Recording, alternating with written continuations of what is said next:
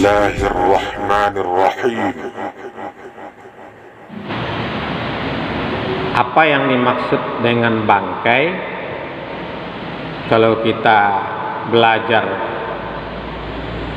ilmu fikih ataupun ilmu-ilmu yang lain, dalam cabang ilmu itu ada bahasa pengertian. Jadi tidak selalu bahasa populer sama dengan bahasa ilmu pengetahuan. Di bidang fikih juga begitu. Kalau tadi disebut al-maitatu, bangkai, yang pertama sekali wajib kita ketahui dulu apa yang dimaksud dengan bangkai di dalam bahasan ilmu fikih. Wahia ma mata min ghairi tazkiyatin au zibhin syar'iyyin. Pengertian bangkai di sini adalah hewan yang mati atau sesuatu yang mati tanpa penyembelihan secara syara. Jadi hewan yang mati tanpa penyembelihan secara syara. Kalau dalam fikih sunnah dicatatkan oleh Syekh Sabiq, wahia ma mata hatfa amfihi ay min ghairi tazkiyatin, sama dengan tadi. Hewan yang mati tanpa penyembelihan yang sesuai menurut syarat. Disembelih tidak menurut aturan syarak.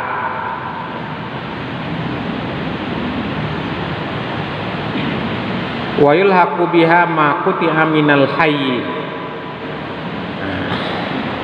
Dalam fikih sunnah di sini dikatakannya wa yulhaqu biha, disamakan dengan bangkai itu ma quti'a minal hayy, potongan dari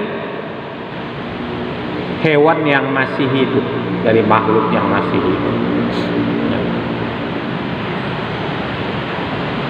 Tadi disebut matinya tidak menurut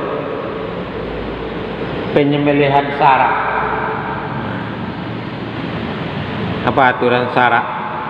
Yaitu bukan untuk diambil dimakan dagingnya, tidak pula disembelih dengan nama Allah. Seumpama yang tidak sesuai menurut syarak,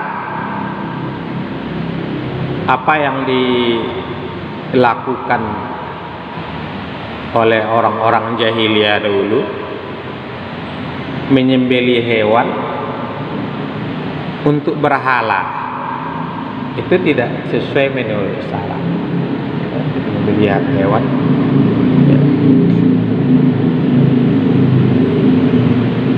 atau tadi disebut potongan dari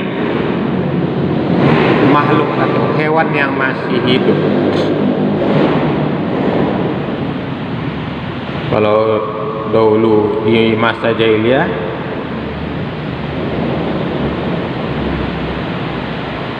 orang mau makan onta, segat untuk membunuh seluruhnya, diambil saja bagian dari tubuhnya, kan gitu. Dalam kitab Al-Mawsu'ah Al-Muyassarah dikatakan di sini, wa dalilu najasatuha, dalil tentang najisnya bangkai itu, qauluhu sallallahu alaihi wasallam, adalah sabda Rasulullah sallallahu alaihi wasallam, idza dubiwal ihabu faqad tahura. apabila kulit itu disamak, maka sucilah dia.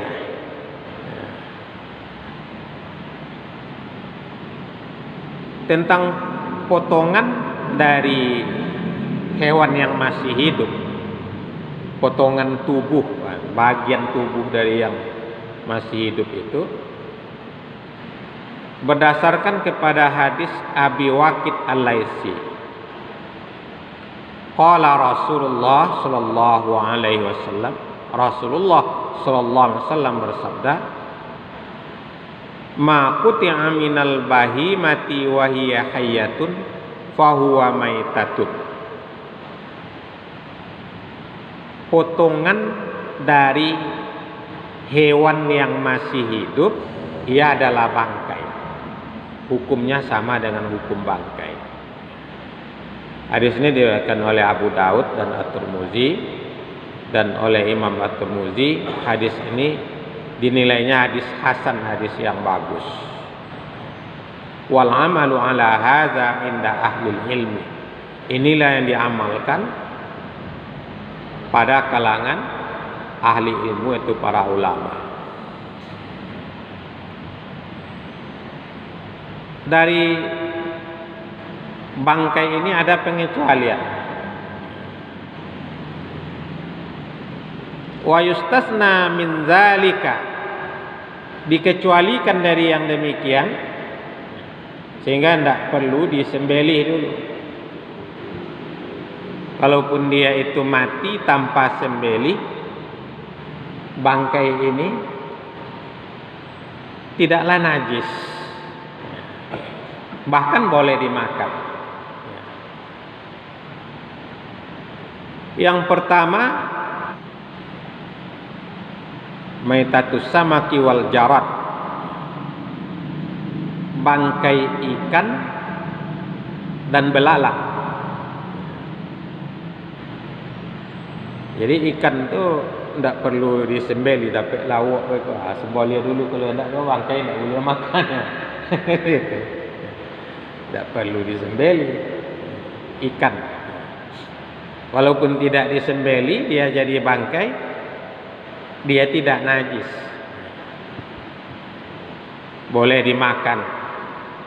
Kalau kita kena badan kita ini oleh bangkai ikan itu, tidak menyebabkan kerusakan pada ibadah kita. Begitu juga dengan al-jarat, belalang. Li hadis Ibnu Umar radhiyallahu anhu maqala, berdasarkan hadis Ibnu Umar radhiyallahu anhu ia berkata, qala Rasulullah sallallahu alaihi wasallam, Rasulullah sallallahu alaihi wasallam bersabda, uhilla lana maitatani wa damani, dihalalkan kepada kita dua jenis bangkai dan dua jenis darah. Jadi ada dua jenis bangkai, ada dua jenis darah. Darah apa yang dimaksud di sini? Ammal maitatani, adapun dua jenis bangkai itu, fal hutu wal jarat. Yang pertama adalah ikan, al-hutu as-samak, ikan. Jadi bangkai ikan. Kalau agak berbau, halal juga, iya halal lah. Cuma tidak kalau makan dek baunya, walaupun berbau. Ya. Bahkan di apa namanya, dibusukkan malah pekasam ikan. Begitu juga al-jarat, tadi belalang. Ini termasuk ikan di sini jenis yang hidup di laut atau di sungai. Udang juga begitu, udang.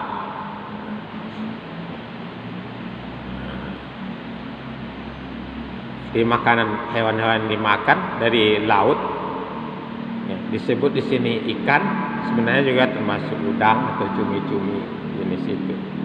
Wal jarad, belalang. Wa amad damani fal kabidu wattihalu. Adapun dua jenis darah, yang pertama adalah hati, yang kedua limpa. Jadi jenis darah itu hati. Yang pertama hati, yang kedua limpa. Hadis ini diriwayatkan oleh Imam Ahmad dan As-Syafi'i serta Ibnu Majah dan Al-Baihaqi serta Ad-Daruqutni. Di sini dikomentari oleh Syekh Sabiq, wal hadisu dhaif. Hadis itu sebenarnya lemah jalur riwayatnya. Tetapi Imam Ahmad ia mensahihkannya dan menyetujuinya hadis. Kama qalahu Abu Zar'ah wa Abu Hatib, sebagaimana dikatakan oleh Abu Zar'ah dan Abu Hatib. Wa mislu hadza lahu hukmur raf'i. Yang seperti ini hukum hadisnya sama dengan hadis marfu'. Perbuatan atau ucapan sahabat yang diyakini dari Rasulullah, ya, itu hadis marfu'. Lianna qaula sahabi, kena ucapan para sahabat, uhilla lana kaza wa hurrima alaina kaza, kepada kami dihalalkan begini, kepada kami diharamkan begitu. Wa mislu qaulihi, dan seperti ucapannya juga, umirna wa nuhina, kami diperintah, kami dilarang. Itu sifatnya adalah marfu'. Ucapan sahabat yang diyakini bersumber dari Rasulullah sallallahu alaihi wasallam. Wa qad taqaddama qaulur Rasul sallallahu alaihi wasallam fil bahri. Telah dikemukakan tentang sabda Rasulullah sallallahu berkenaan dengan laut, ya. Termasuk juga sungai itu, danau. Wa tahuru ma'u al-hillu maitatuhu, suci airnya, halal bangkainya. Bangkai apa maksud di sini? Bangkai dari makhluk yang boleh untuk dimakan. Termasuk ya itu bangkai udang tadi, bangkai cumi-cumi, bangkai cumi-cumi. Ada lagi pengecualian, yaitu bagian B-nya. Maitatun la mala damalahu sa'ilun. Bangkai dari makhluk yang tidak mengalir darahnya. Kan namli wan nahli, seperti semut dan lebah. Jadi walaupun semut itu matinya kan juga bangkai, darahnya tidak mengalir. Maka dalam kajian fikih, bangkai yang seperti ini tidak najis. Kalau semut masuk ke dalam gula, mati dalam gula, kemudian atau ada lagi lalat mati dalam air kopi kita, matinya lalat itu kan tidak disembelih, enggak, berarti dia bangkai. Apakah yang seperti ini tergolong najis juga? Tidak.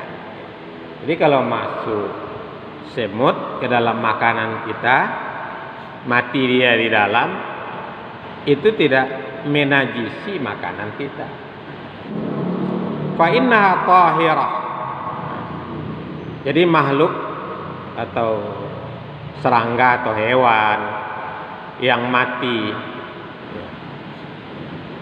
serangga atau hewan yang tidak mengalir darahnya ini, bangkainya itu suci. Iza waqa'at fi syai'in, bila ia itu jatuh ke dalam sesuatu, masuk, seumpama masuk ke dalam makanan kita atau masuk kepada air yang kita minum, wa matat fihi, dan mati di dalamnya, la tunajjisuhu, ia tidak menajisinya, tidak menajisi. Qala Ibnul Munzir, Ibnul Munzir berkata, la a'lamu khilafan fi taharati ma dzukira, aku tidak mengetahui tentang perselisihan tentang sucinya yang disebutkan tadi, yaitu makhluk atau serangga, ya, serangga yang tidak mengalir darahnya tadi. Illa maru yang anis Syafi'i, selain dari apa yang diriwayatkan dari Syafi'i, wal mashhuru min mazhabihi, dan yang masyhur dari mazhabnya, mazhab Imam Syafi'i, annahu najasun. Dalam mazhab Imam Syafi'i najis juga, kata dalam fatwa As-Syafi'iyah, mazhab Imam Syafi'i, semut, lalat, nyamuk misalnya, itu najis juga. Wa yu'fa'anhu. Nah, tetapi dalam mazhab Syafi'i di sini ia tetap dipandang najis, namun dimaafkan. Iza waqa'a fil ma'i, apabila terjatuh ke dalam benda cair, malam yuwayyirhu, yang tidak merubahnya, tidak menimbulkan, yang tidak merubah benda yang cair itu, seperti masuk ke dalam air tempat berwudu, tidak berubah warnanya, tidak merubah rasa atau baunya. Kalau dalam gulai juga begitu, ya. Dalam minyak makan di rumah kita, masuk lalat, masuk semut. Dalam mazhab Imam Syafi'i, seperti yang dikatakan oleh Ibnul Munzir, yang itu tuh sebenarnya najis juga, lalat atau semut itu najis juga, tapi dimaafkan. Dimaafkan, kan paham kita tuh, ya, tidak apa-apa selama tidak menimbulkan perubahan kepada benda yang cair itu. Yang merubah, yang maksudnya baunya, rasanya, ya, baunya, rasanya, warnanya, warna dari benda yang cair itu.